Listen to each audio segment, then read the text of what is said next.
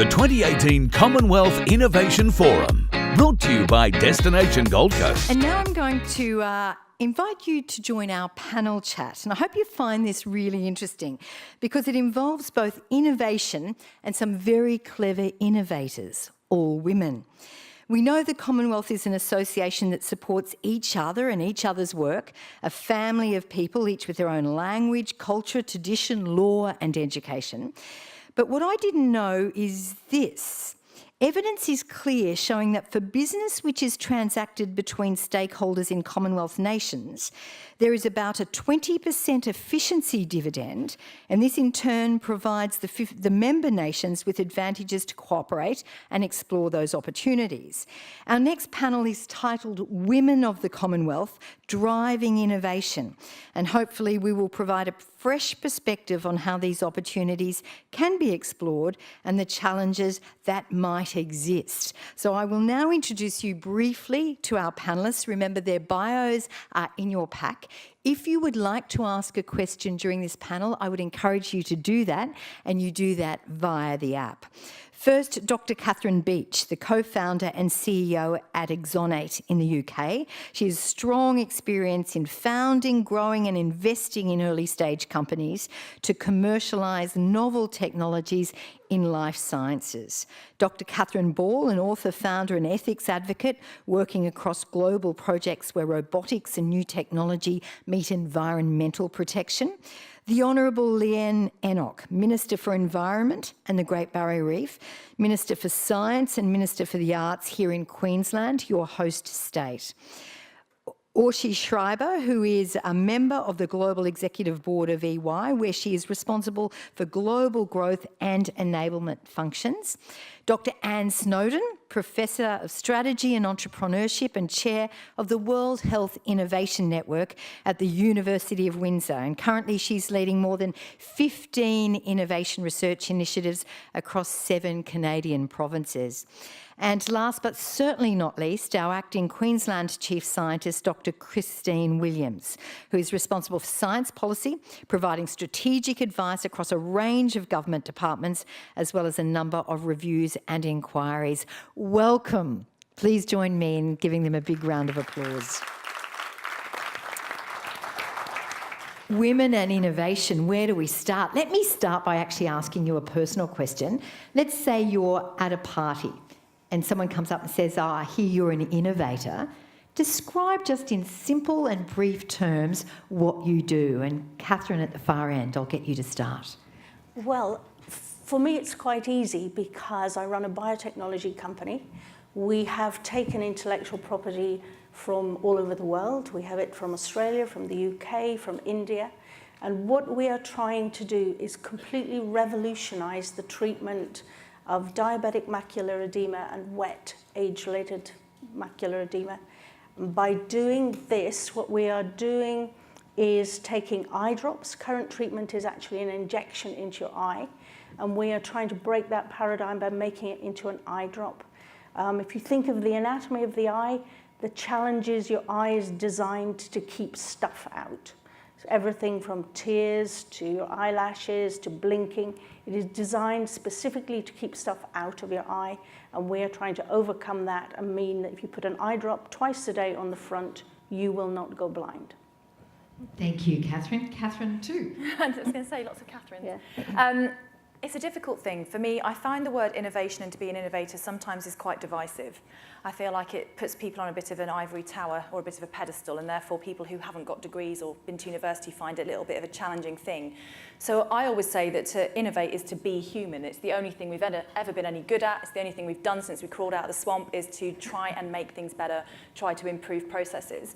So for me, really, I'd probably prefer to be called a rebel or a non-conformist who like to make everyone think I'm a conformist, maybe a bit of a magician in that way. But I like to take things and shake them up. I like to take something from A that's always been done for A and make it do something for B.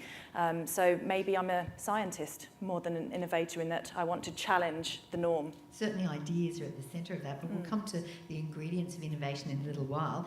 Minister for Environment, Great Barrier Reef, Minister for Science, Minister for the Arts. Good of you to get here. Thank you. So how do you see your role in innovation? So prior to this portfolio that you've just announced, the long list of, I was the Minister for Innovation and Science in this state. And when I've had to explain to people at various events what my job is, it's not really in the realm of the innovator the way that we have described it in the past. However, it is absolutely 100% part of it. My job is, as a minister, as a member of a government, is to create the right frameworks, the right conditions for innovation to thrive in this state. And so that is why you see policy settings and clear leadership and direction that enables that to happen, because we understand how important it is for our future. And that comes to the environment in which it thrives too, which we certainly will come back to. Uschi Schreiber from New York. From New York. Well, I'm based in New York, really from Australia. So like Catherine, I like shaking things up, and historically that's really been shaking up organisations and making them work better. These days I work really across the globe with people who are innovating their organisations. That could be big companies, that could be governments. Given that we really live in a world that is changing so fundamentally as a result of technology, that business strategies in particular are needing to be rethought at every level. Government strategies need to be rethought at every level.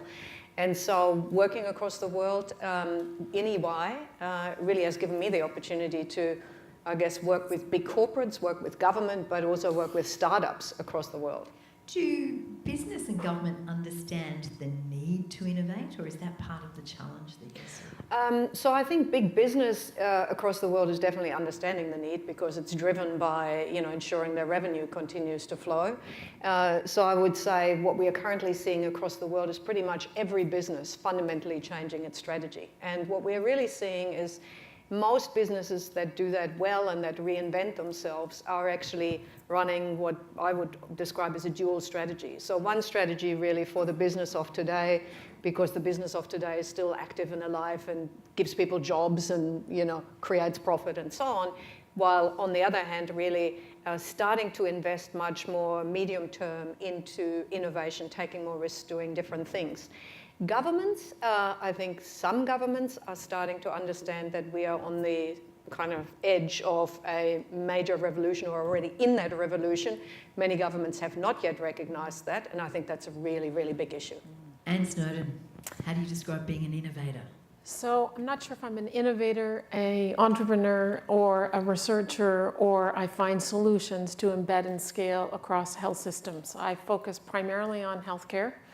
Every country in the world today is struggling to make sure that it can meet the demands for health services across the entire continuum of care, afford that care, and make sure it's of quality and safety that citizens expect. So I lead a research team based at a business school, although I'm a nurse by training, that identifies innovations that create value for populations, and then I work with health systems to embed and scale them and create evidence of impact, so that one country that figures out a solution, for example, to blindness due to macular degeneration, we can embed and scale that solution across all health systems so the world's populations have access to it. And obviously that brings up the question of impact, which we'll come back to too. Dr. Christine Williams, Acting Chief Scientist here in Queensland. Well, obviously my job is working with the Minister to make sure we do have the right environment to... So your boss is on the panel. Yeah, my boss is on the panel, so I better behave today. Setting the right environment, but I think one of the things I do on a day-to-day basis is to try and open people to thinking about things differently. And that's all the way I've done in my life, is always just things are done in a particular way. I'm a bit like Catherine. Maybe it's a thing about being British from the north, who knows. Is to challenge is a better way of doing things. And actually going out and challenging people in government, people in university, to think about, you've got this idea, can you do more with it? Can you take it further?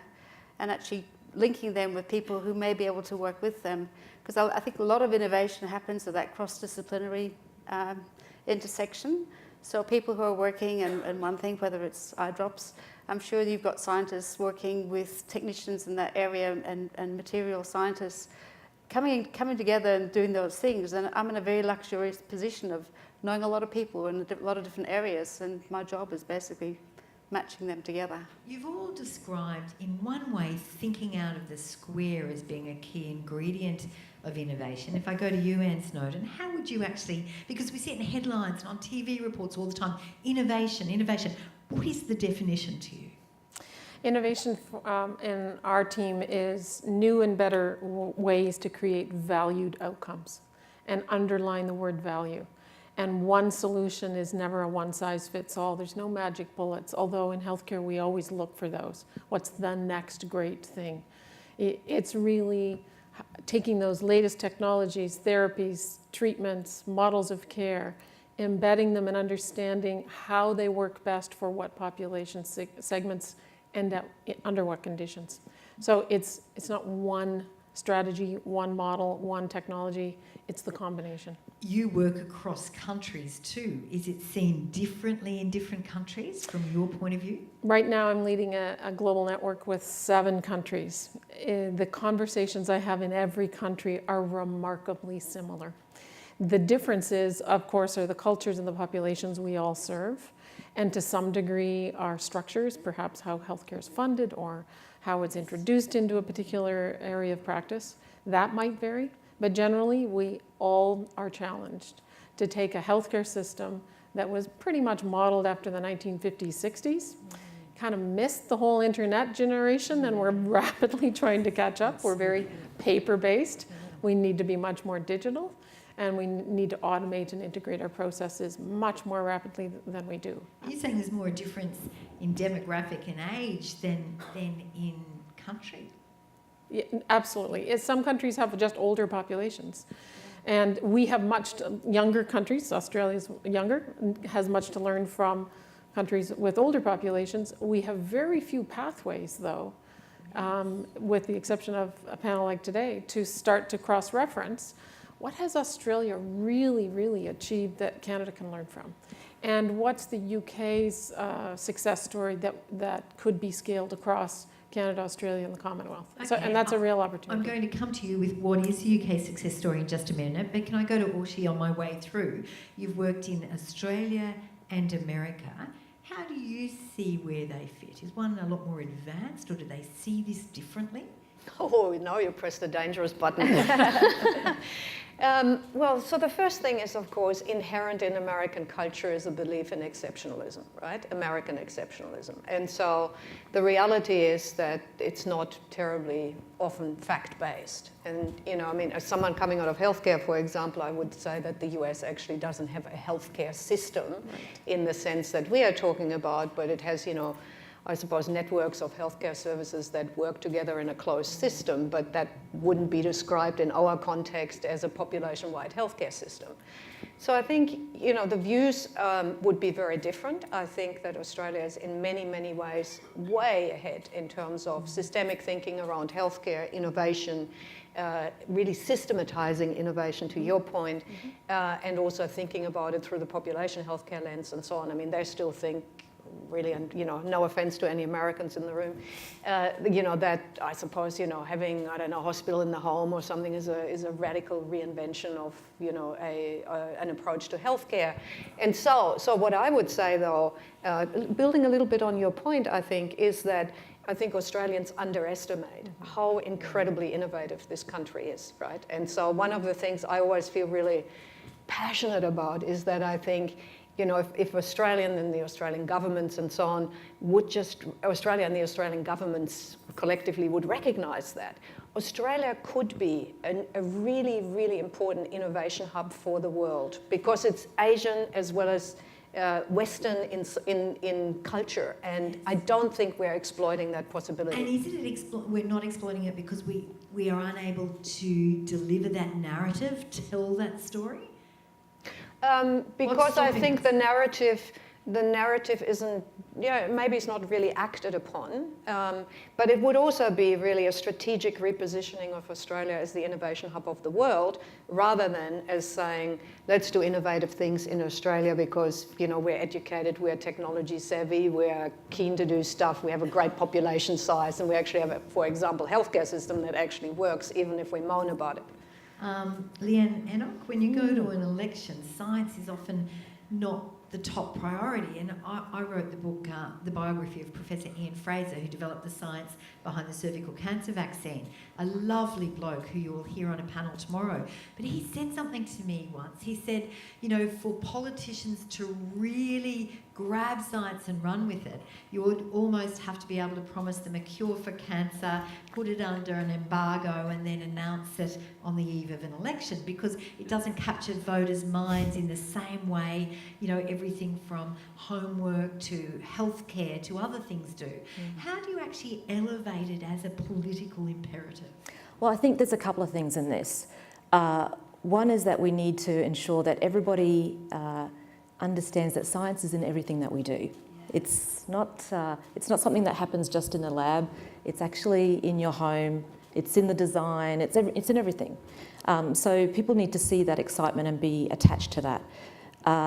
But the other thing is to understand our unique position and opportunity as a country, and we've been doing this in Queensland for everything that Ushi was just saying. We have got an incredible opportunity in Australia, given our proximity to Asia, our incredible high level in terms of our clinical testing, all of these regulatory systems that are very safe, all of that. We've got a great environment for great work to happen. But I think the thing that holds us back is this definition of innovation. We just did a bit of a review last year of what people think of in Queensland around this term innovation.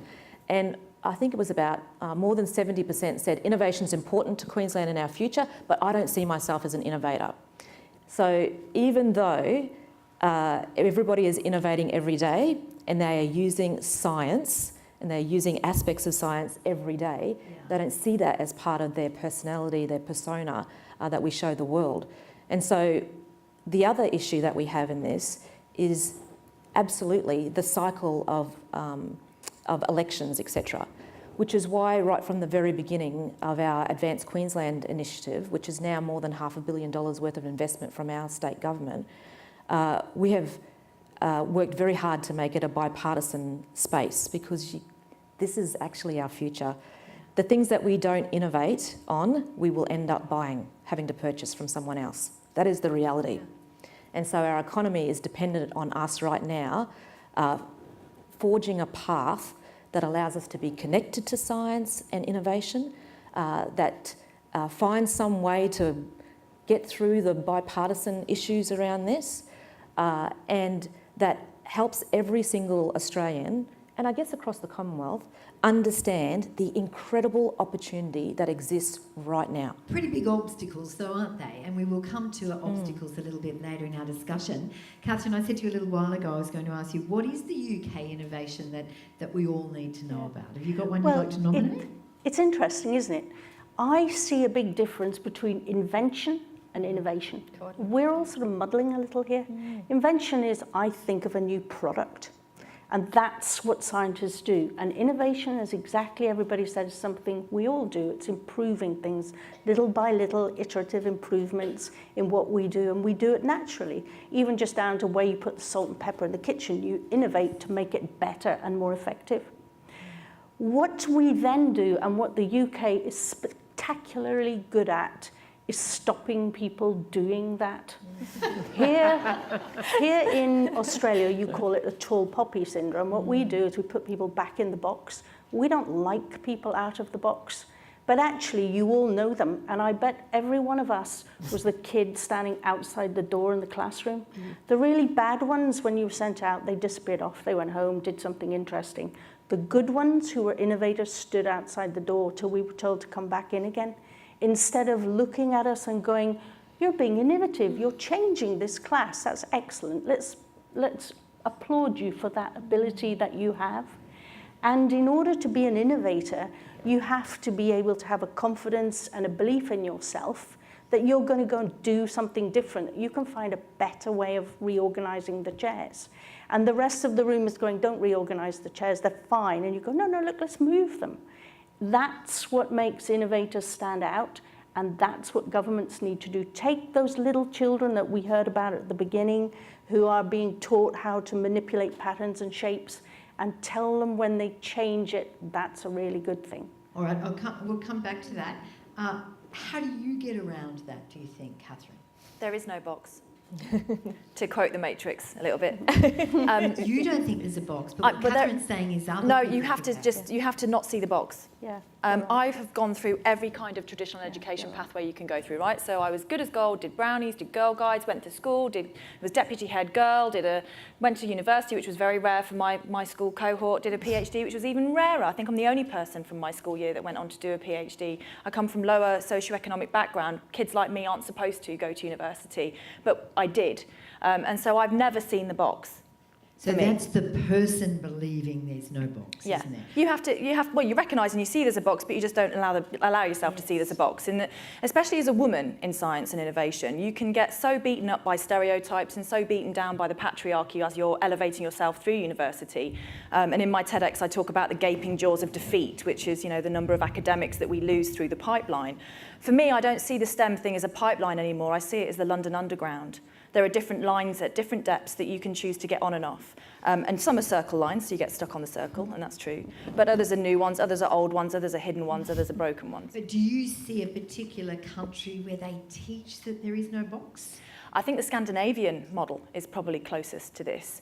Norway was the first to introduce 50-50 gender diversity policies across businesses, and it caused a right hoo-ha, and everyone was against it until a year later when they realised the economic benefits of doing it. So someone decided to destroy the box and rebuild the box in a way that allowed businesses to thrive in almost like a quota-based system. We need that same thing. We need to force the system to change because it's not evolving fast enough. Okay, so you mentioned the word systems. Let me just ask a question. Damien, a terrific question from our audience, said, innovation is an inherently creative process. And we've been talking about ideas. Will systemising innovation diminish the creative process? Paradox. I might get you to take that. You were talking about the...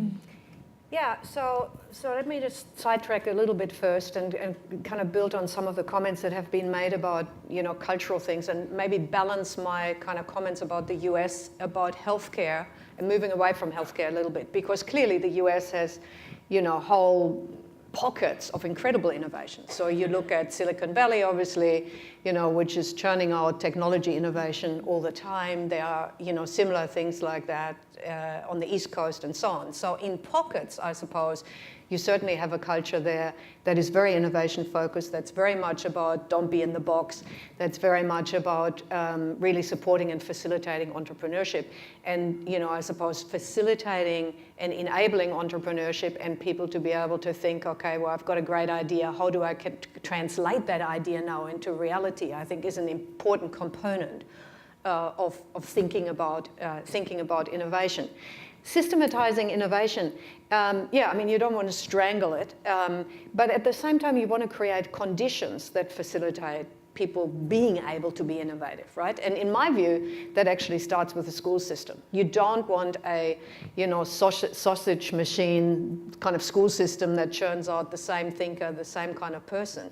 You want a school system in which it's fine to think differently, in which it's great to have opinions, in which people are encouraged, I suppose, to get things wrong, and it's not the end of the world, because what comes with innovation is failure, right? I mean, not every great idea is going to kind of turn into a multi-billion-dollar enterprise or, a government election or whatever, but, it's actually, many of them are going to kind of go down the tube as maybe a potential, but it didn't happen. So not fearing failure and creating a culture where that's possible, but also creating a system of funding and resourcing that enables people to actually get their ideas up.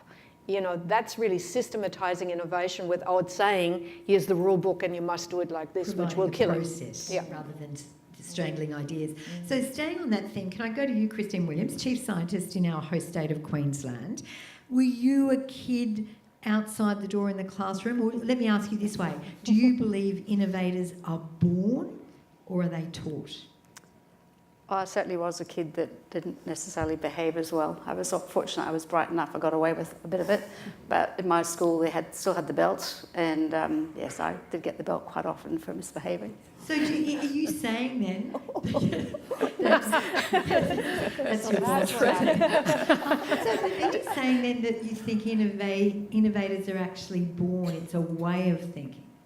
I think so. And I think, but part of the issue is allowing people to be safe in thinking about things differently. Yes. Just taking another sort of angle, governments are really good at regulating and bureaucratising things, which actually stifles the ideas from developing. So how you actually then put a regulatory process in place which will protect people. I mean, obviously in the health system, you want regulations that are going to protect people from malpractice, etc. But can you also regulate them to allow ideas to come through and new ways of doing things to come through without being 5 years behind the innovation that has happened? So someone's come up with a great idea of how to treat something differently, but it can take 5, 10, 15 years to have that actually come through. Yes. So how can you speed up that process? How can you have a regulatory system that is built to allow innovation to flourish rather than stop it? Okay, so to you, Anne Snowden, Jack Ma told the World Economic Forum a couple of months ago that we have to start teaching soft skills at school: independence, judgment, critical thinking. We are teaching children innovation, but all of you have described a personality as an innovator that is not necessarily a child in the class who gets an A for maths and an A for history and an A for economics. There is that right. Skill to innovate. How do you I think it's a few things, and I think education is one of them. No question, we talk about failure, and in school that means did I pass the exam or didn't I pass? And I teach Masters in Business Admin students today, and all my emails are about, well, how come I didn't get 82 on that paper instead of 77? So it's a different, in my mind, innovation is about a different definition of failure. Failure for me is first attempt in learning. It didn't work the first time. What are you going to do differently the second time? But our school system doesn't allow for that. But our school system doesn't incentivize that, for sure. So the students in the classroom that come in with those wild ideas that you couldn't have guessed on a good day are often those ones that are really the innovative thinkers and entrepreneurs. It's simply creating the environments in classrooms to allow those students to thrive. How do you systematize that? I don't know. I think the one thing we need to do much better, especially at the university level, is we have to put disciplines together. We have to stop just educating business students around business, because most business students I know nothing about healthcare. It's the largest business in the world. If we put them in the same classroom with health engineering, digital scientists, computer scientists, artificial intelligence, you have almost rapid magic laboratories of innovation because they've never heard those other perspectives before. So part of it is the conditions we create.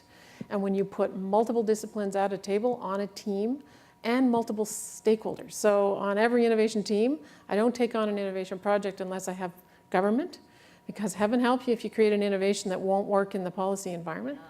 And industry, they have knowledge, expertise that publicly systems don't have. And academics, absolutely critical, because you've got to have the science there.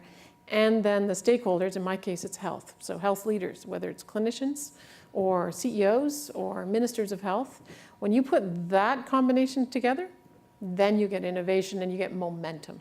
Are any universities actually trialling that boutique degrees that you know of? They're starting to. It's slow, but they're starting to. And I see it in a number of countries. Minister? There are numerous examples here in Queensland and across Australia where that is actually happening right now. And in fact, our Advanced Queensland initiative, which I mentioned earlier, incentivises those relationships where you see industry, research and government working together on particular challenges that we want to see solved. And that is absolutely changing the way that we look at particular problems. It's so fantastic. Can I take you back to younger kids? Do you think by actively teaching innovation in grade 2 and 3 and 4 that will get people to believe there's no box, to think differently?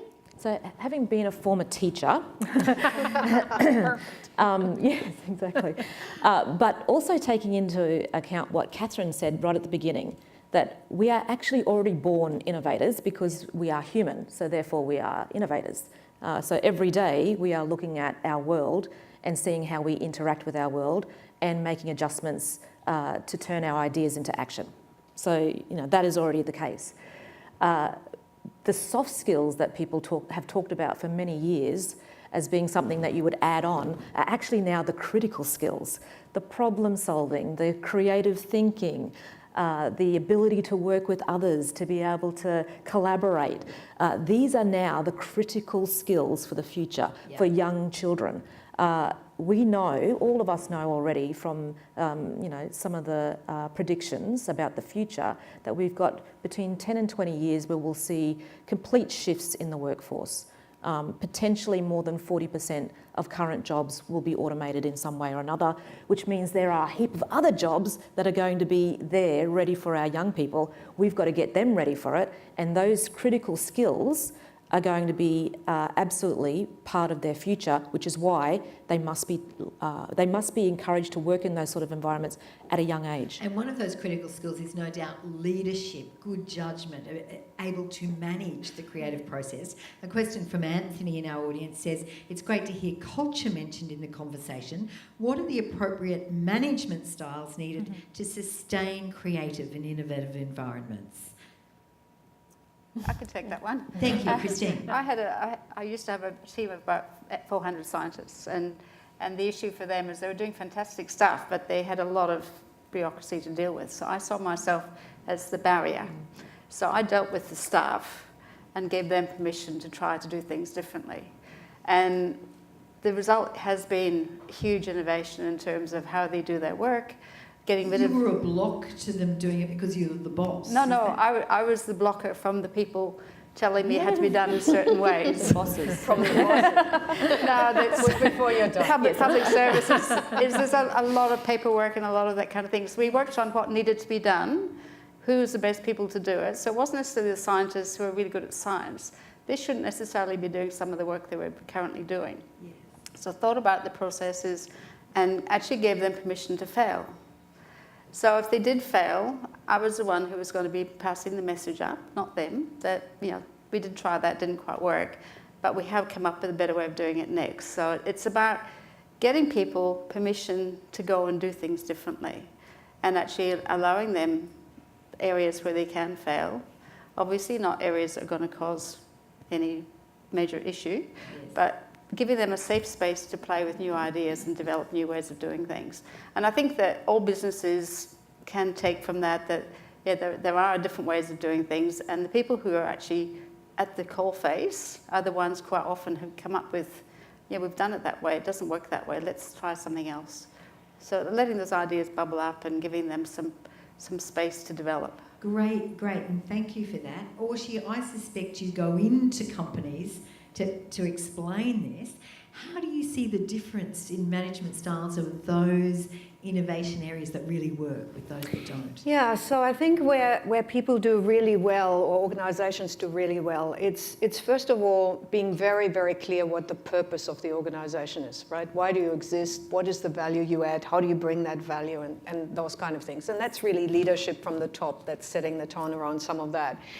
Increasingly, I think it's for organizations to be less and less hierarchical. I mean, the whole hierarchy thing, I actually never thought it worked anyway, but, it certainly doesn't work, when you want to have people, bring up new ideas.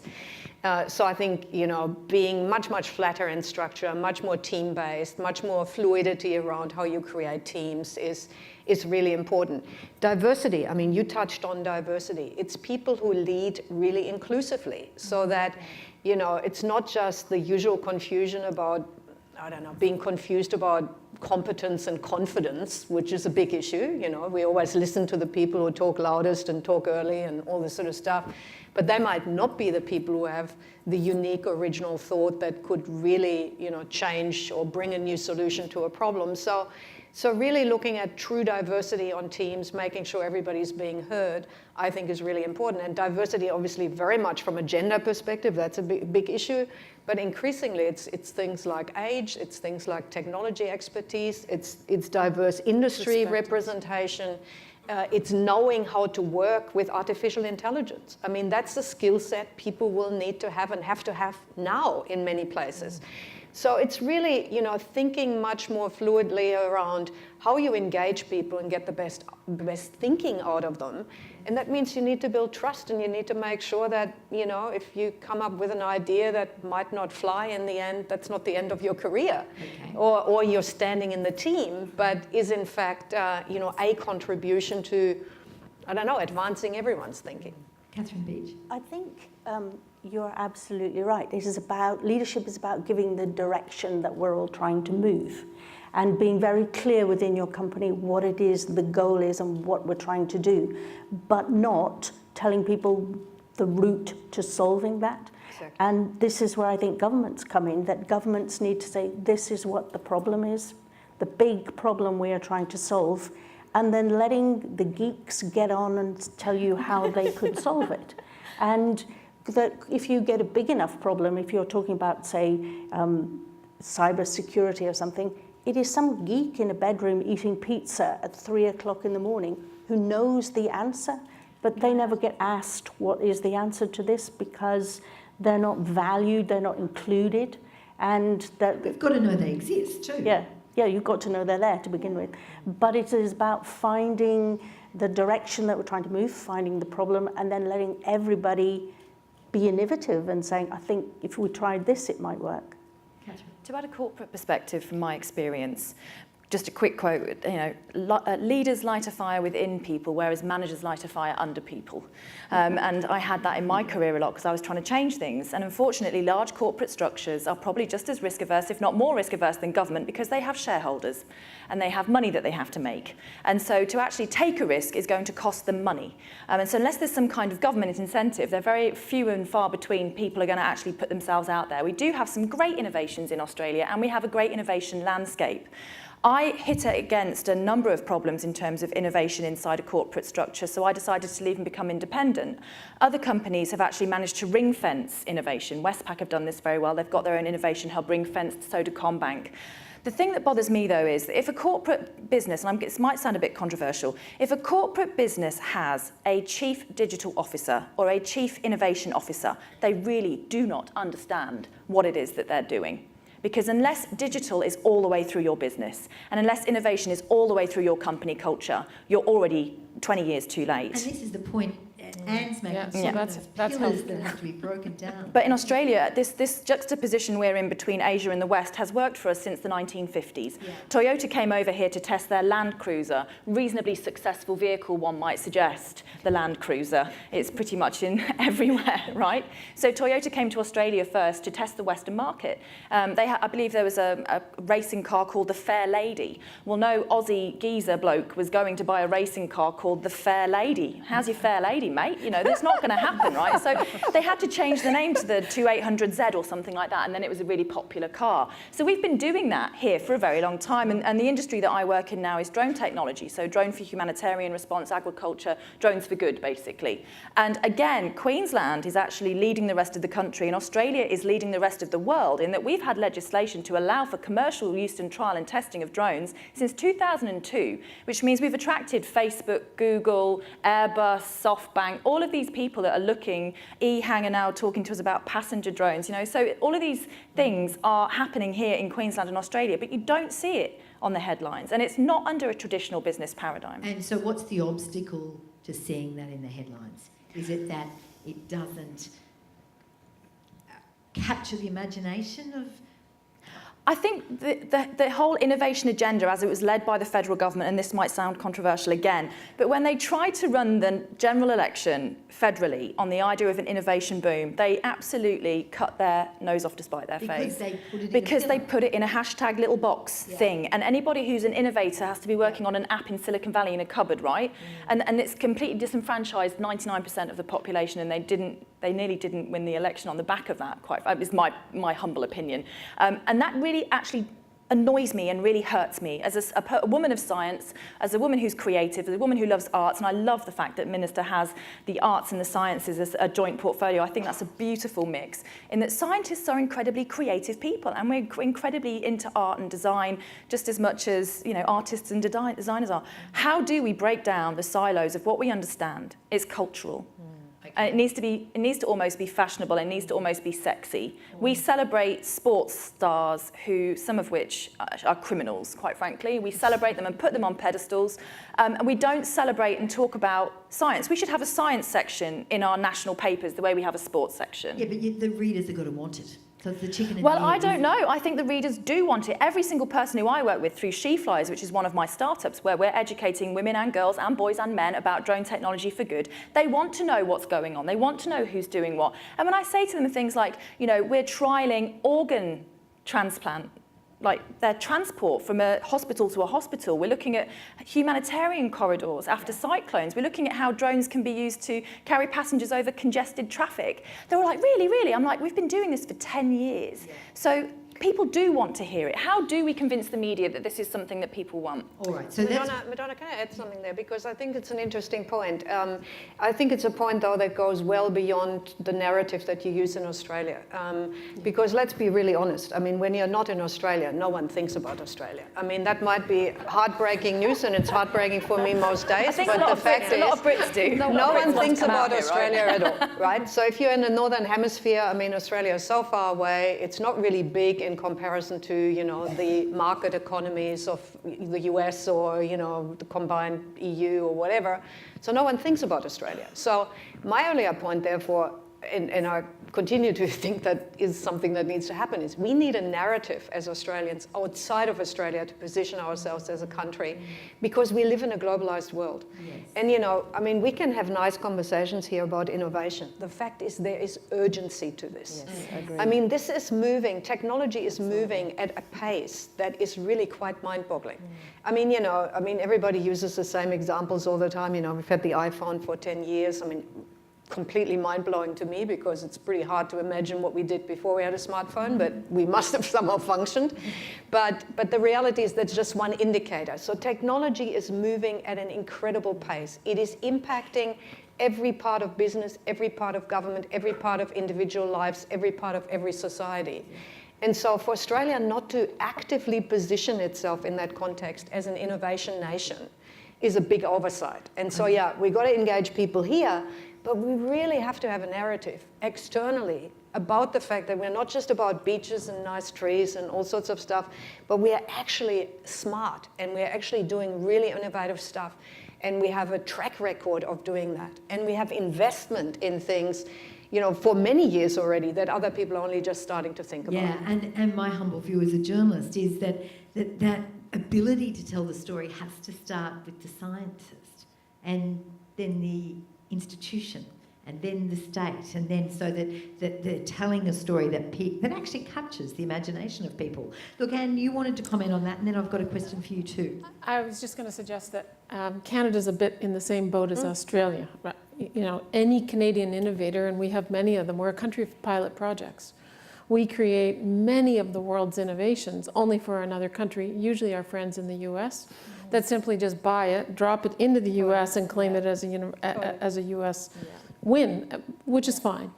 It's not, for me, just about the narrative, because there's really innovation in many places, and you've all named many I didn't know until I sat down today. Why aren't we creating these collaborative partnerships that bring that Australian innovation and put them into not just the Canadian system, the US system, Denmark, UK, etc. That's where you get global leadership and profile. So what would need to happen for that to occur? I'm not sure why we don't do more, and it can be supported by government, but collaborative partnerships across jurisdictions. So Canadian government just funded me to put health system leaders for 5 countries together to figure out, why can't we track and trace a patient, a product, what care they get, and does it work or not? Yeah. No system in the world does that. All of our countries are looking at each other thinking, well, that's probably a good idea. They've been doing it in retail manufacturing for decades. It's not until I put these countries in one room where they realize, wow, well, we're already doing this digital piece. We put this digital piece from Australia and put it in the context and translate it into the Canadian system. And then it has to make money in the US system so they can adopt it. It's a matter of translating it, but you can't do that unless you build those collaborative partnerships. So part of that, government has a role to play there. Granting agencies have a role to play. Universities do a fair amount of it. Yes. But as a Canadian researcher, I can never get funded by another country to help build the partnership. And in a way, that's another pillar, So isn't that's, it? yeah, so that's another pillar. But I think it's beyond the narrative. We've got to, you know, and I'm not saying the narrative's not important.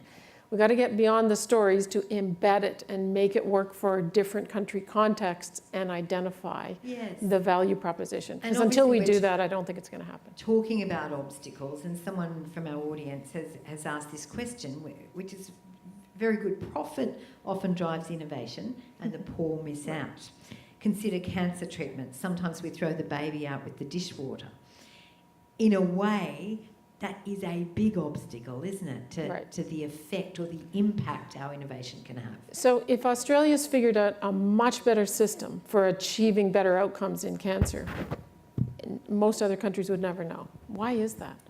Why aren't we scaling the solutions that one country's figured out and translating it into others? We tend to just focus in our own backyard, and we don't look at how do we make this happen faster. Okay, so when we had a conversation over the phone from Canada to Australia last week, this was very important to you, this ability to scale and see the impact. Right. So what's the solution? We've got several Commonwealth countries represented. How do we go taking that first step that could actually make a real difference? There's 1,000 answers to that, and I'm sure my colleagues on the panel have many, but just one of them is when we think about investing in innovation, we think about creating new drugs, new devices, new software, new something. In Canada, I did a study across the entire country. 96% of the public money is going into inventing new things. Very little of it is becoming the innovation that solves a system challenge because we don't embed and scale it. So it's creating the models for that and moving beyond just what are the solutions to how do we translate solutions that are coming at us globally, because they are coming quickly, into our country context to achieve value, and what are we going to measure to make sure we know they're achieving value and for whom. So those are different kinds of models, frameworks, and measurement tools that I think we have to spend a bit more time developing because they're not widespread. Who else would like to buy in there? Yeah, I'm happy to comment on that. You know, I mean, first of all, I agree. I think you just need a much more global mindset to approach this. And I think one of the issues for Australia, Canada, a whole bunch of other countries in the Commonwealth is that by themselves they are too small. Too small. You know, so the opportunity here is really to combine efforts and therefore achieve that scaling, because on a global stage, what we are up against are much, much bigger entities, much bigger countries, much more investment funds. I mean, you look at what's happening in China now in R&D, what's happening in China in innovation, a whole shift away from copying to innovation. You look at the incredible scale of, you know, the US in terms of their historical investment in R&D and so on. So you know, I mean, Australia alone or Canada alone, small, right? It's not but it is a globalized world. And so, you know, that's why I think it's a narrative, it's a mindset that goes beyond the mindset of just what's in front of us in our town, in our state, in our country. But thinking there's a much bigger world in which to participate and where the real future economy is taking place. The real future economy is not going to be digging stuff out of the ground and you know, getting rich on that. The next stage is really to be able to participate in, you know, a global innovation market, really. And, you know, Australia, you know, is too small. Queensland is too small. So that kind of combining, creating networks, but having a much wider mindset than just local, regional, state, country. We got to get there. Christine, you wanted to I was just going to make the point that we do invest a lot of finding out new things and not necessarily putting the energy into translating them. And I think that the health sector is one thing where there are a lot of really good ideas about how things could be done differently. But to get through the culture, which is a very risk-averse culture in health, to actually make the difference and change things is really hard. And there's an irony there, though, isn't there? Because innovation in health is probably the thing that can capture the imagination of people and governments more quickly than innovation perhaps in another area. Yes, absolutely. But so it is about getting people to work with clinicians and getting people to demonstrate that things can work. Because we don't even have a situation where you've got something working in one hospital. Yes. How do you actually make that aware in other hospitals in the same state? Far less in other states, far less in other countries. So it's about how you demonstrate and have a showplace for demonstrating success of translation. And it can be very simple. It can just be a different way of delivering a health service. Not necessarily new drugs, new anything else, just a different way of doing something. The topic of our panel is innovation and women, and we focus fairly strongly on innovation by a group of very, very clever women. But let me just focus on bringing the conversation to women in innovation. And Catherine Ball, can I start with you? Do you think men and women differ in their approach to innovation? I don't think we're born with it. I think society, drinking the Kool-Aid of the patriarchy for the last few thousand years that we have been doing, is a disservice to both men and women. I think that gender lines is always a very difficult conversation to have, and I prefer to think of it along the way that Charles Darwin did, which is about his community dynamics theory, which is it's not the strongest or the smartest, it's the community that's most adaptable to change that will survive. And in order to be adaptable to change, you have to have difference, and a pathway to difference is diversity. Diversity along gender, colour, creed, first language, nation of birth, upbringing, everything.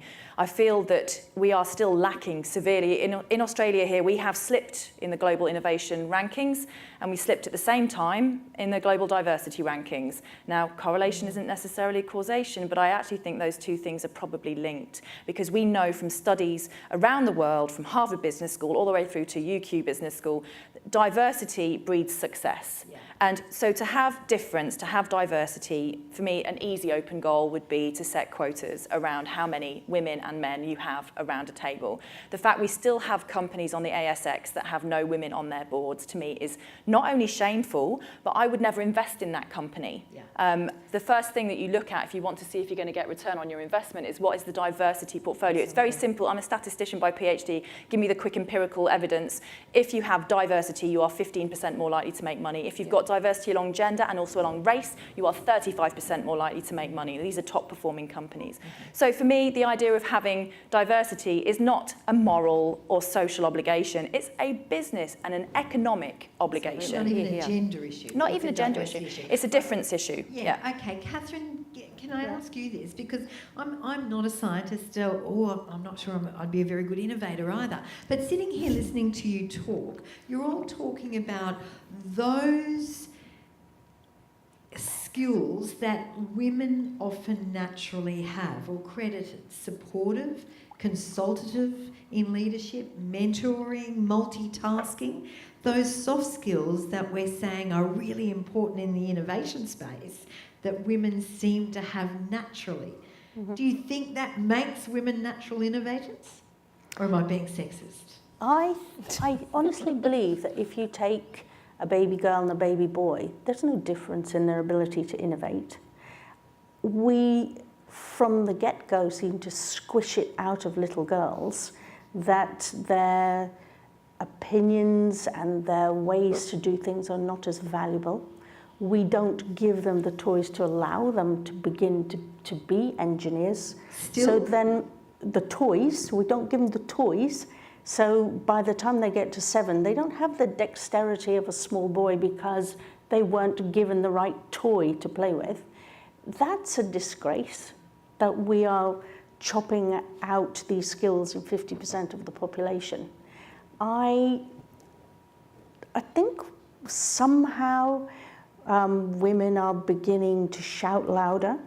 One of the things I remember when I was much, much younger, I was in a meeting and I was the very junior person in this meeting, and my boss happened to be a lady, and she was trying to, well, this was, I was living in America at the time, and she was trying to get heard, and men have deeper voices, it carries further, and men talk over each other. It's not they just talk over us, they talk over each other. So they were talking, and she was trying to get heard. And so she raised a voice and raised a voice, and she suddenly began to sound to me a bit like a banshee. And I thought, you're losing it. This isn't going to go anywhere. And then she stormed out of the room and said nobody would listen to her. And I thought, Catherine, you have to learn from that. You have to learn how to get heard without being a banshee. And we need to take our little girls and show them how to be heard, how to get their opinion as valued as everybody else's opinion. And that starts at the beginning of time. It's not to take somebody my age and suddenly go, right, you can be an innovator. They can't. They lost it somewhere along the way. I really appreciate the personal nature of that story, and it's just made me think, as females and in this area, has that been of assistance, or like Catherine, have there been difficulties because you are female? And I'm going to go to Anne. I'll leave our scientist, our minister, because in this state, our chief scientist and our minister for science are both women. So Anne. I don't really stop and think about it. When I look at a colleague of mine, Barbara Orser, wrote the book Feminist Capital. And this is not my expertise, but she would answer that question, that by nature, women are very collaborative. Male counterparts, even discipline to discipline, tend to be more competitive. In the innovation environment, if you can't collaborate, you are not going to be successful. And the collaboration is multifaceted. So if women are by nature inherently collaborative, then it would seem to me it sets them up to be very successful innovators. Now, what you're also asking is... Personally, whether... Yeah. I think it's a stubborn streak. I'm just not willing to say no or be told no. What about when you're picking a team? You talked before about, the diversity. When you're talking to young female innovators versus young male innovators, do you see a difference in that collaborative approach or in judgment? No question. The competitive edge is very dominant in my male MBA students, let me do it that way, compared to my female students. The women in the class are far better at those team innovation type projects because they're so used to the relationship building and they know how to make those work to get to that outcome. So is that a function of men versus women, how they're taught in school, what social expectations are placed on them? I couldn't tell you. Yeah. Socially and culturally, vast differences. So, students come from Southeast Asian are not the same in terms of their perspective and approach than students who come from Northern Canada versus the US. Yeah. I mean, I think it's complicated. But personally, innovation for me is about taking on really significant system challenges. One of my earlier ones was car seat safety for kids. I was a pediatric critical care nurse. 50% of the kids I looked after didn't survive. They were mostly there because of car crashes. Drove me crazy that the automakers were not creating cars that protected kids. So my first innovation was work with the auto sector, figure out why the engineers haven't figured out why a car seat's not safe for children or how to make them safer, and create a new booster seat, spin-off company, get it into the market and make it work. But so the expense that's a stubbornness, yeah. Is it stubbornness, or did you think of that as a mother, as a woman, that these kids are dying in car seats? Well, there is a need for this innovation. Well, my heartbreak was looking at the eyes of those parents, fathers and mothers, who were shattered because we couldn't save that child. Yeah. So I don't know if is that a woman thing or just a heartbreaking, we've got to fix it thing. And now I'm working on supply chain infrastructure and health systems. How come in any health system we can't tell what drug has what outcome and what conditions to make people better or not? Yeah. Like, that's crazy. We need to fix that. Yeah. So quite different things. So for me, innovation's about solution driven, like fix something that needs fixing that achieves value for populations. So, but that's what I go after. I don't know to what degree that would be because I see it from a woman versus a man. Don't you think collaboration can be taught? you could reward absolutely. collaboration. I'll give you another personal example. I was on a board, it was a chemistry company. We needed to, as a board, as directors, we needed to look at health and safety. It was a chemistry company. I thought I'm personally liable for the safety of these chemists. I'm not a chemist. I didn't know how to make them be safer. So I introduced a thing which was, if you reported a near miss, you were given a Mars bar. Everybody's got Mars bars. Mars bar. So the Mars bar was under £1. You know, it was a very cheap thing. At 4 o'clock every day, when these chemists got sugar low, they reported a near miss. But you couldn't get your Mars bar unless you fixed the near miss. And our accident rate just plummeted for Mars bar, because they'd go, I'm hungry. Is anything not right here? That's a way of doing innovation, collaboration, just by rewarding it. It's an incentive. I love it. Yeah. The Mars bar. Minister, participation of females in STEM in schools and at universities is still lower than males. Mm-hmm. Why is that? Is it a lag thing or a disinterest? This is the question that we ask ourselves at every single panel, at every single forum. Why is it that women aren't part of this story at every level? So, you know, there's some stats about, so women comprise fewer than 1 in 5 of Australia's senior academics, for instance. Less than 10% of Australia's medical research institute directors are women. In terms of startups, about less than 5% have women in them that are attracting venture capital. Why do you think? So this is a question for all of us, and I think we've all had our go at trying to find out what this is. Is it that what we've seen some evidence that young girls, for instance, are very engaged in science up to about year 7, so the end of primary school? And then as they go into high school, there is a complete divergence away from that. So is there something happening in the actual teaching style? What goes on there? Or is it something else that's happening inside the peer group? And then, of course, there are parts in the career pathway where having and raising a family becomes part of your story. And unfortunately, not all of the systems support that time away from your research or, in terms of your career pathway, which is why we have been working on that through a Women's Academic Fund, where we're supporting women during maternity leave to be able to get help to come in and work on their research while they take time to take care of their babies. But Catherine's just had a baby, so I know she's experiencing that whole part of your career path in terms of what that looks like. But this is the eternal question. So let me put that question, Anne. You. I think it's also a lot to do with women's roles. It's not lost on me when you've just had a baby and you are writing your thesis for your PhD and you're holding a full-time academic position and your husband works too, but you've got to be the one to make sure you get the kid off the school bus. And if you miss that, the school bus keeps circling and embarrasses your child until you get home. It's women who are mostly working and managing very large percentage of the work at home, and kids, and making all the family health decisions. Women in Canada today, around 47, 48 years old, are caring for aging parents longer than they have children at home. So it's not just the childcare side of the house, it's also your aging parents. So the combination of roles makes it, I think, incredibly really difficult.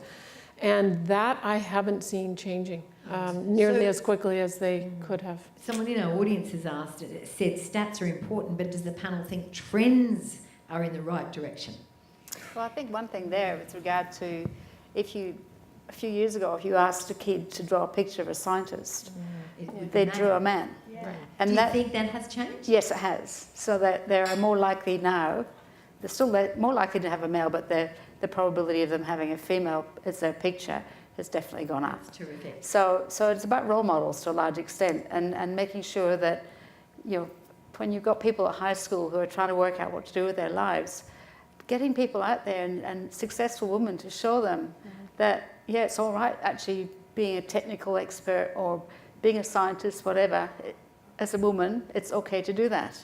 Because the models out there are largely male. And I wonder about the role of companies here, and I'll ask this to you, Orshi. I know there was some Harvard research done 2 years ago, and it said that while big companies targeted women as end users, few effectively leveraged the talent most likely to know what those end users wanted and needed. Is that the case that you find when you're going out to companies? Do we underestimate the power of women to have the ideas and the needs that lead to innovation? Well, I mean, behind that question is also, of course, the question are, big companies, for example, designing products with the end user in mind. So we all know the stories about aeroplane seats, for example, being designed, with male bodies in mind rather than women's bodies in mind. So, there are numerous design stories like that. So I think that lots of big companies increasingly understand that they have to, design products for the consumer, and that, of course, many, many more women are now very active consumers using their own money and so on, and therefore actually need to be designed for. So I think that recognition is there. But I think on the whole question of are the trends going in the right direction, I don't think they are. And I don't think they are going in the right direction because of that urgency I was talking about earlier. Because, 20, 30 years ago, we were all thinking, okay, if women were just achieving the same educational status as men, then, all these problems would go away. Now, what we are now seeing is, of course, more women going through universities, doing extremely well, more girls do better than boys at high school, all that stuff. So that's all happened. By the way, that's happened across the world, including in the Middle East and various places where you actually now have women attaining educational statuses that are, way beyond anything people could dream of just a few years ago. So that's happened. But if you look at STEM in particular, I mean, first of all, if you look at, if you break it up, because STEM is not all the same. So if you look at engineering, for example, in Australia, you still have almost 90% of engineering students being male. So engineering is a big issue. If you look at technology, among younger people, you have, the numbers improving in terms of under 34. You have now more women also going into technology studies. So I guess that's reasonable, encouraging. But when you look at the fact that, in Australia, I think you have, 24% or whatever of people who have STEM qualifications, a lot of the percentage of women who have STEM qualifications, they don't necessarily then go into STEM careers. All right, okay, so that's the problem. What is stopping that trend from changing and improving? Well, so the weird thing here is, I've just seen a report which I can't really wrap my head around properly, but the reality is that in countries that are less gender equal, you have more women going into STEM careers than in countries that are more gender equal. Okay, so for example, you could say Australia is relatively gender equal, so you have more women who do STEM studies, or less women who have STEM studies, Is that going into STEM careers. What they might go into is careers that have a STEM component, like education or nursing or whatever. But they're not necessarily going into technology careers. And so the reason I think that's so urgent is the world is transforming fundamentally. And so a few years ago, we were going, wow, we have more women doctors and more women senior nurses and we have more women lawyers.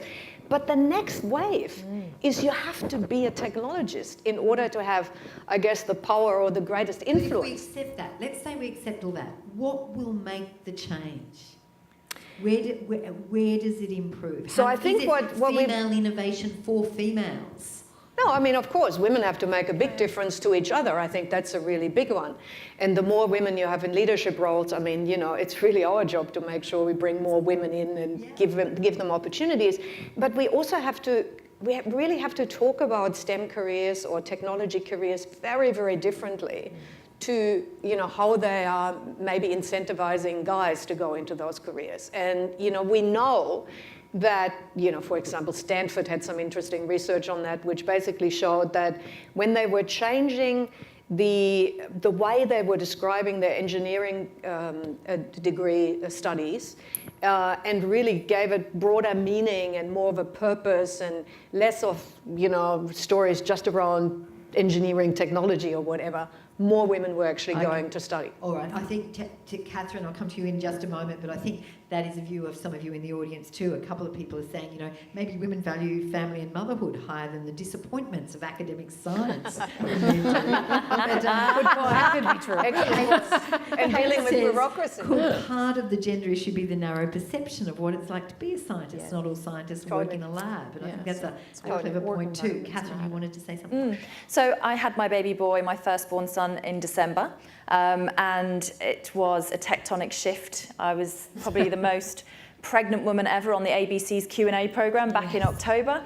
I won a business award again in November, and I was so heavily pregnant I looked like a whale on this business magazine, and I loved it. We don't see enough pregnant women at all, let alone women. We don't see enough pregnant women living that kind of holistic life. But I have currently 6 startups at different stages that I own and operate and co-own. And the only way that I can actually have my balance is that my husband also works at home with me, and we are co-parenting.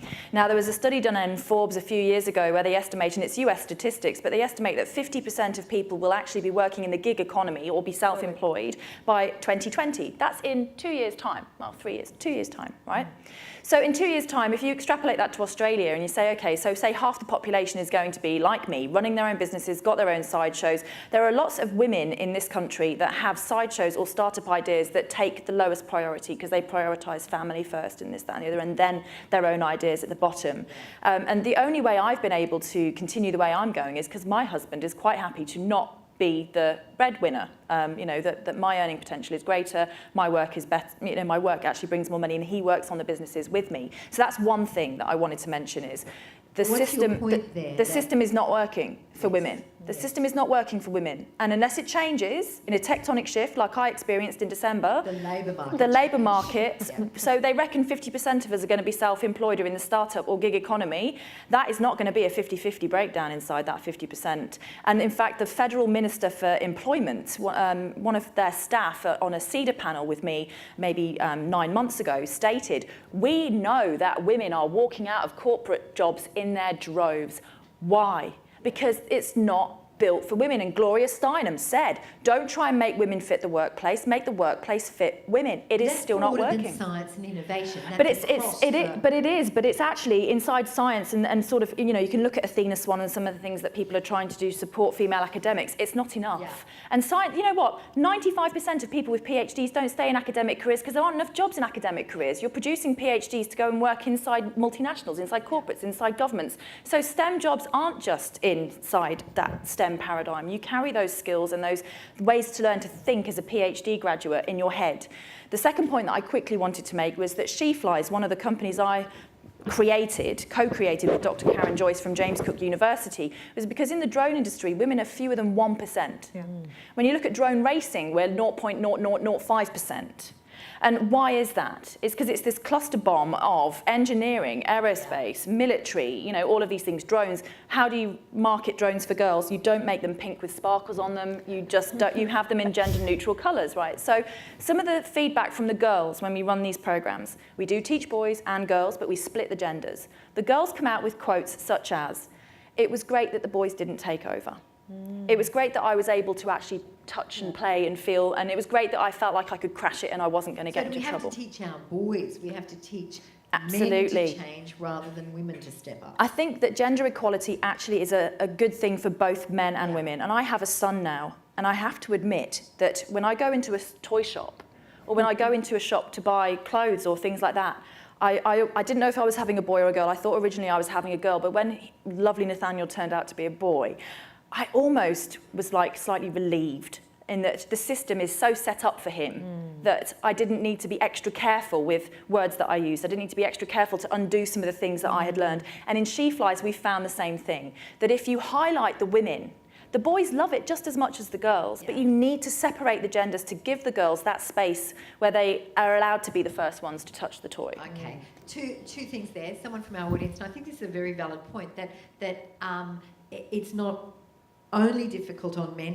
in women. It can be difficult on men in this space too. And Lisa says the system doesn't work for men. They're looked down upon sometimes for staying home and looking after sick children. I think that's very, very true. Well, people say that of my husband as well, you know. So they're like, so what do you do? And he's like, I hate it when people say to me, so what do you do for work, Jeremy? Because he's like, well, I don't say that I work at a bank or I don't do this. I work at home, fully flex on my own startups. And he almost feels disempowered by saying that because he's not the main alpha male breadwinner type. And the market, the potential market for women is phenomenal. This is Harvard Business last year said women represented a growth market more than twice as big as China and India combined. They control $20 trillion in global consumer spending, owned or operated between 25 and 33% of all private businesses, and earned an estimated $13 trillion. So the ability there for women is phenomenal, isn't it, to be able to... This is actually an obligation. I actually feel we have a global obligation for our economic growth to actually empower and enable women. Trillions of dollars are sat. So how would you do it? Give me one. Quotas. Quotas. I am absolutely unashamed to say quotas, and the reason why I'm absolutely unashamed to say it is that the Norwegians have already done it and they've proved that it's worked. All right. So we talk about healthcare not being able to translate things politically, stock exchange, all of this stuff, and Elizabeth Proust, the wonderful chairperson, I would say, of the AICD, has stated that if companies cannot get themselves going on the ASX, she is going to start recommending quotas. And I'm like, can we do it already? The Norwegians have already proved that it works. Can we just do it already? Okay, quotas in science and innovation, how would that work? Anne? That's a good question. Canada's one of those countries that feels like you absolutely have to have 100% choice. So I'm sitting here thinking, gee, great idea. Does it solve the problem? And is it enough, right? I think it's certainly something well worth looking at. But, in the health disciplines, in the good old days, all doctors were men and all nurses were women. Those days are gone. There are more women in medicine and dentistry in our country than men. It hasn't changed the dynamic very much in the, patient care clinical setting. So I think it would, perhaps go a long way, but I think it's going to be a combination. I think we have to look at work environments. I think we have to look at the different ways of working at home. I mean, if women worked at home or were more able to work in the home than be in the office by 8:30 and figure out how they were going to get their little ones on the school bus at 7:45 and be in an office on the first teleconference by 8:15. I mean, there are so many constraints in work environments. One of the economic issues that we're facing in Canada is skilled trades. We don't have enough anybody in the skilled trades, and because women are so underrepresented just by numbers, we are not going to be able to meet our manufacturing demand for employment. So I think there's going to be a lot of economic imperatives driving this. Will it require quotas or other incentives? I'm not sure. Catherine Beach? It's interesting. I mean, I had my children young. I intended to be a busy wife and mother. It didn't last very long. I wasn't very good at it. But I wonder whether men wouldn't quite like to walk out the door, but they don't have that degree of freedom to do it. Because I now have 2 daughters. Both have got a baby. I think they both would quite like to walk out the door now. One is a doctor. The other works for Amazon. Both are intending to go back to work when their maternity leave is done, and neither system is going to make it easy for them. But I suspect that there's an awful lot of blokes who would, given an opportunity for somebody else to be bringing the bacon home, would go, it's a bit tough working, isn't it? And they would like to walk out. I suspect you might be right. I kind of think Catherine's right, that quotas would make big business say, that's the best candidate, we're short of a bloke or a woman. They've got a baby. I need to think of a way that that person can work with that child, because it is kind of motherhood that's holding us back, I think. One of the things that I did, I had a very skilled young woman worked for me who had a baby, and we had a bit of a key meeting going on.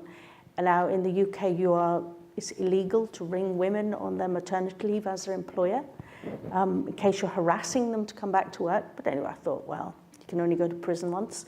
So I rang her up. You can actually go more. Yeah, it happens all the time. So I rang her up and said, no, I don't want you to come to this meeting if you feel you can't, but I think you'd like to be at it. And she said, well, what will I do with the baby? And the baby happened to be a girl. And I went, bring her. She can come to her first business meeting. And she said, what if she cries? And I went, we'll all have a cup of coffee while you shush her up. Bring her to the meeting. I think it's important that you come. So she came to the meeting, the baby came to the meeting, and actually the baby was pretty good. We got away with it. But I felt that as a woman with 2 daughters, that I needed to facilitate this young woman to come to what I saw as a really important meeting. And if I had to have a baby there, we'd have the baby there. We'd sort it. You know, I can I've shush a breastfed in baby. meetings. I've been breastfeeding all over the place. I've got this list of things that I've done where I've been breastfeeding. And one was in a meeting where I was the only woman in the room with people from the military. And I just sat there with a crying child and I stuck him on the, with the thing over. No, they couldn't say anything, with the thing over. But in Australia, at meetings, I find that quite common. I don't find that the exception to the rule. Well, Larissa anymore. Waters did it in the Senate and everyone was just like, wow, first woman to breastfeed in the I Senate. think politics is probably a slightly different area, but I wonder if this discussion we're having kind of might work in first world countries where, you know, we've got the ability to be able to do this and to sit back, Well, and that it may be a lot more difficult. I just travelled to South Korea. I just took my baby to Japan, South Korea, China for meetings to do with World of Drones Congress. And in South Korea, you don't. So they sort of, I had someone have a quiet word with me of sort of like, you know, in Japan and South Korea, you know, if you could just leave Nate with Jeremy, you know, in the van and come into the meeting. And so there were cultural sensitivities even, in developed countries around things like breastfeeding. But So they're also normalising. very male-dominated societies. Yes. Just one comment on the quotas. I mean, like you, I'm personally in favor of quotas. But what I've seen across the world is that I actually think quotas are an expression of a community expectation. So what you have in Norway, for example, is you have men taking maternity leave. You actually only have parental leave. You know, you have, you know, a much more higher level of expectation, I suppose, of equality between fathers and mothers or males and females and so on. So in some ways, the quota system is an expression of that community expectation. And the community expectation is we should be equal and quotas should facilitate that. If you just bang in quotas somewhere where you don't have that community expectation that actually is about that equality, I think then you have what a lot of women fear, which is that, you know, I mean, you find actually a lot of women are opposed to quotas because they think then it will look like I'm only getting the job because I'm a woman. Right.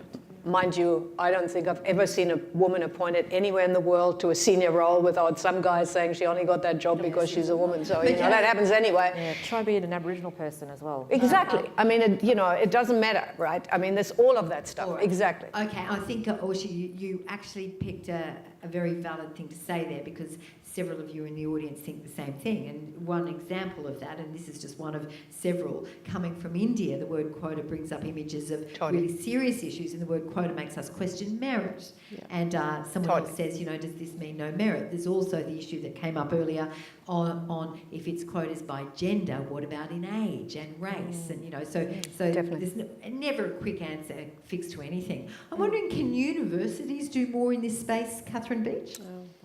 I don't mean in creating an environment where women would prosper in innovation.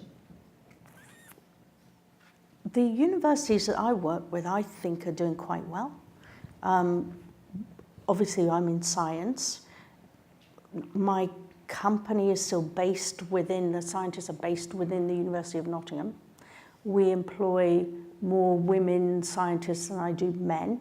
I take them almost exclusively directly out of the university.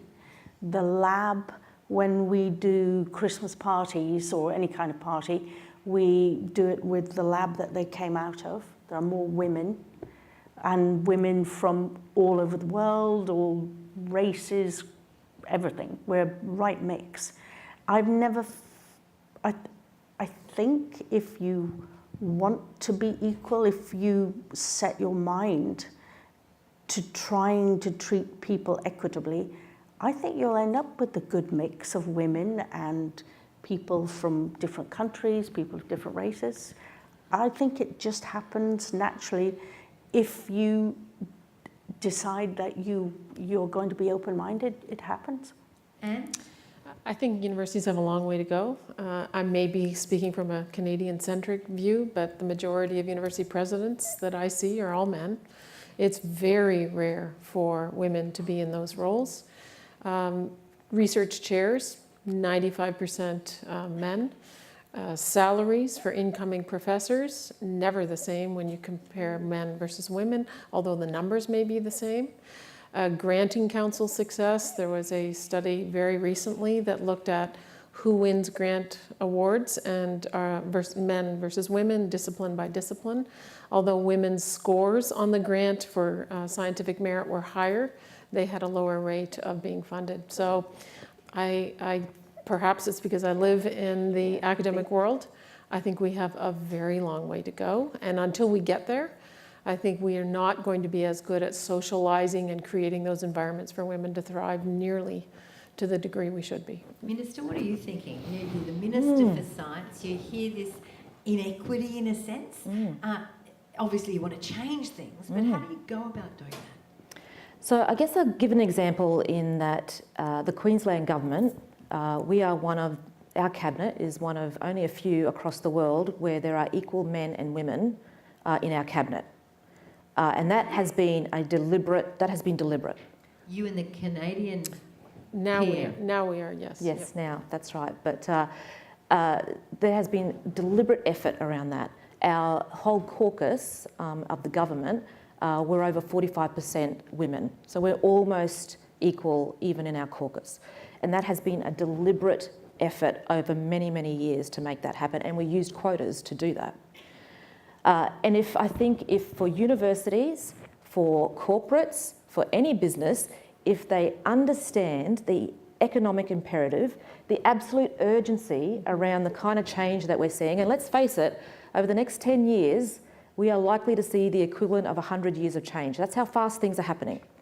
And so if people understand the imperative for diversity, then they will be deliberate in their efforts to make sure that there is diversity in their teams. It is absolutely critical. And so for me, as the only Aboriginal person, so I'm a Quandamooka woman, originally from Minjerribah, North Stradbroke Island. For me, I'm the first Aboriginal woman ever elected to our Queensland Parliament, the first Aboriginal person to ever be in a cabinet. I cannot be the only one. There has to be more to continue this sense of diversity to ensure that we are absolutely being deliberate about ensuring we've got that mix of ideas and thoughts, intentions and vision to be able to move our state forward. Thank you. We're almost drawing to a close, but I want to end by asking each of you a question on, we've talked about the obstacles to innovation. If you could innovate anything, any innovation, without money being a factor, without government or regulation being a factor, what would it be? If I can just go down this way and start with you, Catherine Beach. I gave this a bit of thought. The amount of food which we as a world waste is about, give or take, 30% of all food is just chucked. That means that everything that you lug into the car and bring home from the supermarket, you might as well just pick one bag out of 3 and put it in the bin right there and then, because you're not going to eat it. Now, do you remember in the days of Bluetooth, it was going to ring you up on the way home and say, you need to pick up the milk? I think if we could innovate the fridge to tell you what is coming to its sell-by date and what you have to cook with this evening, a bit like Ready, Steady, Cook. Then we would go, oh, blimey, what am I going to do with that chicken? Got to think about it. And that would help cut food waste. A little avatar of Jamie Oliver telling you what to do with the chicken. Maybe not Jamie Oliver, but yes, Catherine. So for me, one of my big passions at the moment is the plastic waste gyre island hell that we've seemed to have created for ourselves. Plastics were a magical material when they were first produced. But as with a lot of things, we didn't look at it from a circular economy, just looked at using it, became a disposable society. And I'm sickened by the stories that we're seeing now about plastic waste. We have, luckily, in the Queensland State Government, had leadership in a plastic bag ban by the Premier herself. And I think that the use of plastics needs to get phased out. biodegradable plastics, plant-based plastics. So one of the things as a new mum, you know, I'm looking at how many nappies I'm using. And so I've actually found an Australian company that does biodegradable nappies. And so I might pay a couple of extra dollars more. Luckily, I'm in a position where I can make that choice, therefore I do. That should be the normal. That shouldn't be the let's go looking for an organic biodegradable nappy. So my innovation would be something that can, like some of the drone ships that they've got going now, go out and literally pick up and clear out all of the plastic, or biomedically or biochemically find a way to break down those plasticized bonds by which we can actually speed up the biodegradation of plastics in the natural environment. Thank you. Minister. So I had one sort of silly one, and then I thought I better be more sensible. Because travelling between different events and meetings is a huge issue for me. Sometimes I feel like I just want to be magicked home and not have to deal with the hour-and-a-half travel or what have you. So when Catherine talked about passenger drones, I was like, totally want that innovated today. So that would be my personal thing of being able to cut short the travel time that we have to make. But my absolute area of passion is around climate change. When you see the oceans warming up and the impact that is having on the Great Barrier Reef, we have got to, if we could find some way, regardless of money, regulation, government, etc., to halt climate change and the warming of our oceans, that's where I would like to see it. Yeah. Thank you. Orshi? I've got lots, but one that comes to mind in the context of this conversation, I'd like to reinvent government.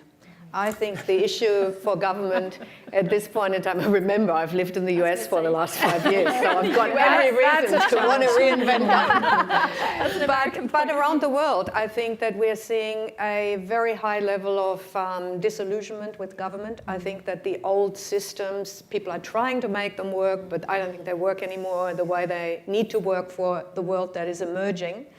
And so finding whole new ways of engaging, cutting down the spin and the electoral cycles and all this sort of stuff, finding a way of actually giving us the kind of leadership we need from government at this point in time to think about the whole, because government is the only one that can do that at a point where lots of jobs will go, everything is changing. I think that would make a massive difference. And I think it'd be a very popular one too. Yeah. It's perhaps certainly biased by an area I'm working on now, but if I could, had the magic wand, I would implement supply chain infrastructure in every health system in the world. Simple barcode scan that would tell us what products, what care processes are achieving value and quality of life for every individual. Today, my car will tell me when it's due for an oil change. There's no health system that knows what joint implant was put in that hip that has now been recalled and causing heart failure in thousands of people. So for me, it's about quality of life and creating the real world evidence on what's working for who, under what conditions, so that every healthcare system can deliver value. And as you was explaining that, I could see so many people in the audience nodding their approval. Thank you. Christine. Well, join me. I'd happy to help you work on it because we have a long way to go. Mine's related to the last two, and it's about the regulatory system and just how you can actually change the way we do things. We do things in a way that was designed for the old economy. We need to completely change the way in which we regulate the world, whether that's changing the structure of government. I don't think we need to be quite as radical as Ushi, but there are things that we can do in terms of how we regulate. So we're looking for outcomes rather than this very, very strict process we have now. And I think it's a culture change to a large extent, but I think it's a thing that if we did that, we would actually achieve a lot more. Thank you, Christine. I think what I would do is actually bottle the intelligence of the people on this stage, patent it and retire to a Caribbean island. Ladies and gentlemen, please give a big round of applause to our panel this afternoon.